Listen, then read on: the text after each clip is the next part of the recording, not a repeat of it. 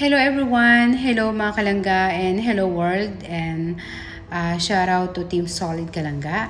And once again, nagbabalik si RB Wanderlust. Today, my video is about Ruwen in Talisay. So, what is the history of the Ruwen Talisay? The Lacson ruins are the remains of an ancestral mansion of Don Mariano Ledesma Lacson and Maria Braga Lacson. It is situated in Talisay, Negros Occidental, Philippines. The mansion was built in early 1900s and inspired by Italian architecture, ruined ancestral house at a large farm. So let's go. Pasok tayo dito sa sa ruined ancestral. So eto, papasok pa lang po kami dito sa loob ng ng ruin. So ayan, i-welcome tayo ng The Ruins. So, makikita mo dyan, may maliit na, na entrance fee. So, ang entrance fee dyan is 150, pero sabi nila nung araw daw is 15 to 20 pesos lang daw ang entrance fee dyan. Pero tignan nyo ngayon, siyempre, habang tumatagal, habang siyempre nagbabago. So, siyempre mahal na rin mga bilihin at tapos napaganda na nila ng gusto ang ruin and ancestral. So, kaya nagmahal na rin ang entrance fee. So, ayan, magbabayad na si Sister Twinkle ng entrance fee. So, pagpasok nyo dyan mga kalangga, makikita niyo ang mga green color. So, alam niyo naman, si RB Wanderlust is love color green. So, that's why. So, I love color, green trees and green plants. So, may mga nagagandahang bulaklak dyan sa loob. So, ayan. Tingnan niyo ang kapaligiran mga kalangga. Alam niyo mga kalangga, ang green color is nakaka-relax. Nakakatanggal ng ng pagod, nakaka-stressless, at marirelax ka dyan and very calming. So, yan. Makita nyo mga kalangga, gaganda ng mga green trees, green plant, and green leaves, at mga nagagandahang bulaklak na kulay dilaw. So, may mga puno-puno dyan. At ang lugar is parang nasa ibang bansa ka, parang nasa Europa ka. So, yung ancestral house nila is parang European design. So, ruin is nasunog ito during World War. So binilt nila ito para maging tourist spot na mga tao. So, nag-decide ang mga Ledesma na gawin nilang tourist spot siya. So, the ruins mansion is the remains of an ancestral home built in 1920 by a wealthy sugar baron named Don Mariano Ledesma Lacson. So, Don Mariano constructed the mansion at the testament of this love for his Portuguese wife, Cora Maria Osoria Rosa Braga, after she passed away in 1911. So, built in 1900, the ruins. So, ayan, makikita nyo ang ruin ancestral nila, Talagang European, European design. So, po yan batong bahay. So inano nila, pinaganda nila para maging tourist spot ng mga tao. So, makikita mo naman, maganda ang kapaligiran, at parang talagang nasa ibang bansa ka. So, parang nasa Europa ka talaga. So, pwede ka magpa-picture taking dyan. So, tingnan nyo ang fountain nila, talagang yayamanin. So, mayayaman talaga sila. So, ang may-ari pala nito ay Ledesma. So, siguro kamag-anak ito nung asawa ni Asunta de Rossi, 'di ba, si Congressman Ledesma. So, yan. So, yan, pasok tayo, mamasyal tayo sa loob. So, mga kalangga, naway nag-enjoy kayo sa aking video. So, makita ninyo dyan na sobrang ganda niya at hindi kayo magsasawang pagmasdan ng kapaligiran. So, gawa ng mga green trees, green plant, at mga nagagandahang bulaklak. So, yan, pwede kayong mag-picture-picture dyan. At mas maganda sana kung meron kang kasamang kapikturan, di ba? Na kahawak kamay yun. Hawak kamay habang nagpapapicture dyan. So, yan. So, ito po ang aking vlog. Naway nag-enjoy kayo at nasyahan kayo sa mga nakita ninyo mga bulaklak dyan, mga halaman dyan, at ang mga puno-puno na kulay berde na talaga naman is green color is money daw, pera daw yan. So alina kayo, pagmasdan niyo yung mga dilaw na dilaw at mga green na kulay dyan. So, nagagandahan. So, yan. Madaming tao dyan, mga kalangga. So, maraming salamat sa lahat. Naway nag-enjoy kayo sa aking vlog. At naway may kapulutan din pong aral na ito nga, ang magandang aral is pinaganda po nila yung at inalagaan yung mga puno at mga green color at ang mga green trees, mga green plants. So, na nagagandahan, na nakaka-relax, nakaka-stressless, nakaka-calm at napakaganda ng ambience. So, yun po. Maraming salamat at God bless. Stay healthy and keep safe and keeps on smiling. God bless.